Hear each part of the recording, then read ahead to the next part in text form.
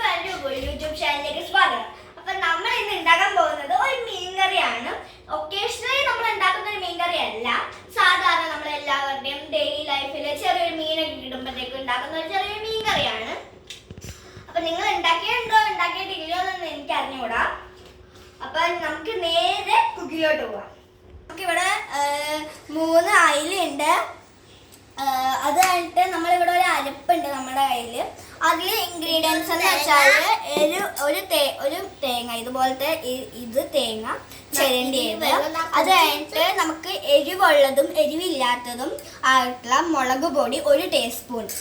അത് കഴിഞ്ഞിട്ട് മഞ്ഞൾപ്പൊടി 1/4 ടീസ്പൂൺ തൊട്ട് 1/2 ടീസ്പൂൺ വരെ നിങ്ങൾക്ക് ഇടാവുന്നതാണ്. ഞാൻ ഇവിടെ 1/2 ടീസ്പൂൺ ഇട്ടിട്ടുണ്ട്. ഓക്കെ, അപ്പം അങ്ങനെ ഇട്ട് അരച്ചേക്കുന്ന അരപ്പാണിത്. പിന്നെ നമുക്ക് വേറെ ഇൻഗ്രീഡിയൻസ് എന്ന് വെച്ചാൽ ഉപ്പ്, കല്ലുപ്പാണ് നമ്മളിവിടെ എടുത്തിരിക്കുന്നത്. പിന്നെ കൊടംപുളി, പിന്നെ പച്ചമുളക്, പിന്നെ ചെറിയ ഉള്ളി, പിന്നെ ഇഞ്ചി, കരിവേപ്പില. അതിൽ നമ്മൾക്ക് ഈ മീൻ, അതാണ് മെയിൻ ഇൻഗ്രീഡിയൻസ്. 3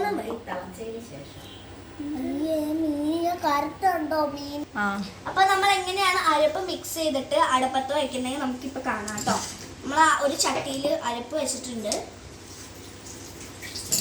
പിന്നെ കൂടെ വെള്ളം ഇട്ട് ഇളക്കണം. കഷ്ടം ഇവിടെ. അതിനുശേഷം നമ്മൾ ഇത്തിരി മുളകിട, അതല്ല ഈ മുളക് നമ്മൾ ഉപ്പും പുളിയൊക്കെ ഇടാൻ പോവാണ്. ഞങ്ങൾ 2 പേരാണ് ഇടുന്നത്.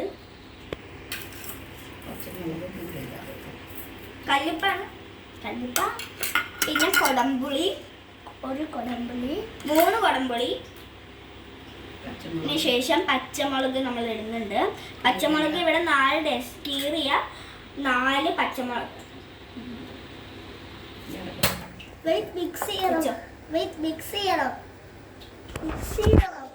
Mix is after doing this. You did. അത് അരച്ച് വെച്ചിട്ട് ഒന്ന് ആയി വരുമ്പോഴത്തേക്കും നമുക്ക് കാണാം. അപ്പൊ ഇത് നന്നായിട്ട് തിളച്ച് വരുമ്പോഴത്തേക്കും നമ്മൾ മീൻ കഷ്ണം ഇടും.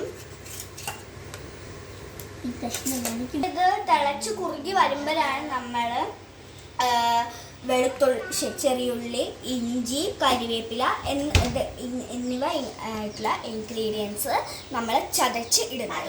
തിളച്ച് കഴിയുമ്പോഴത്തേക്കും സിമ്മിലിട്ടിട്ട് കുറച്ച് എണ്ണ തെളിയുന്ന വരെയും അതൊന്ന് വറ്റിക്കണം. ഉള്ളി, ഇഞ്ചിയും കരിവേപ്പിലയും ഇട്ട് ചതച്ചതാണിത്.